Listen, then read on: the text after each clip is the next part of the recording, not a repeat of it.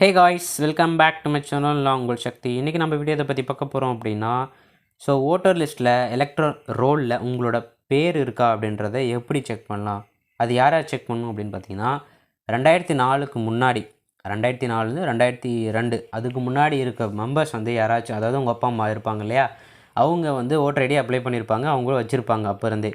So அந்த அவங்களோட பேர் வந்து இப்போ எலக்ட்ரல் ரோலில் வந்து இருந்தால் அவங்க சில அப்ளிகேஷன் ஃபார்ம் ஃபில் பண்ணணும்.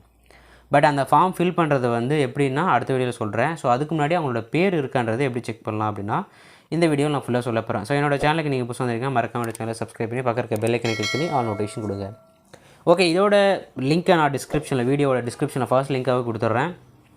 இதை கிளிக் பண்ணிங்கன்னா உங்களுக்கு இந்த மாதிரி வரும். ஸோ இதில் வந்து ரைட் சைடில் ஸ்பெஷல் இன்டென்சிவ் ரிவிஷன் எஸ்ஐஆர் 2026 இருக்குல்ல. ஸோ இதில் 2 ஆப்ஷன் புதுசாக எனேபிள் பண்ணியிருக்காங்க. ஒன்று ஃபார்ம் ஃபில் பண்ணுறது, இது அடுத்த வீடியோவில் பார்க்கலாம். அதுக்கு முன்னாடி உங்களோட நேம் இருக்கான்றது பார்க்கலாம். ஸோ நீங்கள் வந்து பார்த்தீங்கன்னா 2004க்கு மேலே யாராச்சும் இருந்தீங்கன்னா நீங்கள் சர்ச் பண்ணால் உங்களோட டேட்டா வராது. 2004க்கு முன்னாடி 2002க்கு முன்னாடி யாராச்சும் இருந்தீங்களோ அவங்களோட நேம் வரும்.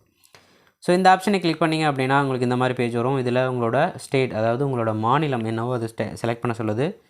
ஸோ நான் இப்போ வந்து ஃபார் எக்ஸாம்பிள் தமிழ்நாடு சூஸ் பண்ணுறேன்.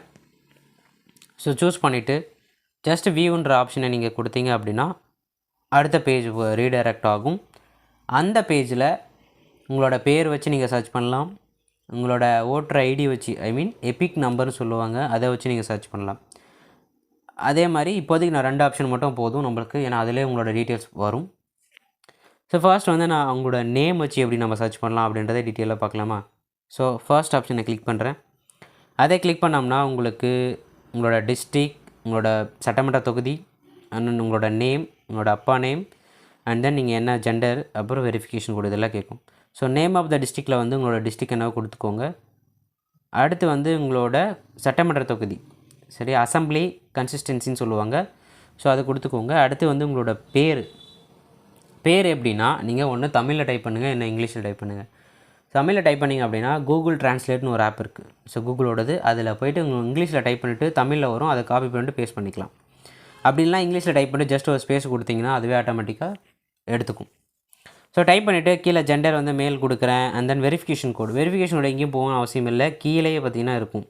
ரெட் கலர் பாக்ஸில் லைட் கலரில் வந்து இருக்கும். ஸோ அந்த கோடை வந்து அப்படியே மேலே பார்த்து டைப் பண்ணிவிட்டு சப்மிட் கொடுத்தா போதும், உங்களுக்கு ஆட்டோமேட்டிக்காக உங்களோட பேர் இருக்கான்றது ஃபெச் பண்ணி கொடுக்கும்.